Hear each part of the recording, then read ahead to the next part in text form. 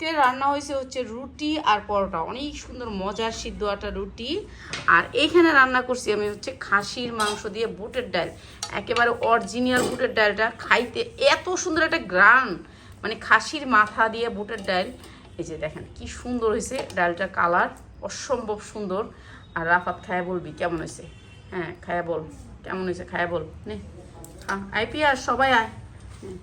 হ্যাঁ রুটি দিয়া খায়া বল, খায়া খায়া বলতে হইব। হ্যাঁ রাফাত রুটি কেমন হয়েছে, মজা হয়েছে নাকি বলতে হইব কিন্তু। মাংস একটা আলাদা ফ্লেভার আসতেছে।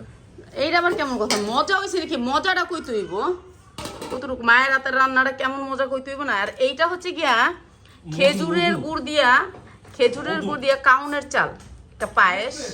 তো এইটা হচ্ছে পায়েসটা হচ্ছে এইটা দিয়ে রুটি দিয়ে খাইবো।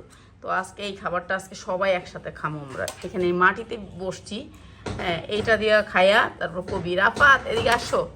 এই হচ্ছে আজকে আমাদের খাবার, দুপুরের খাবার, এই রাতের খাবার, রাতের রাতের সবাই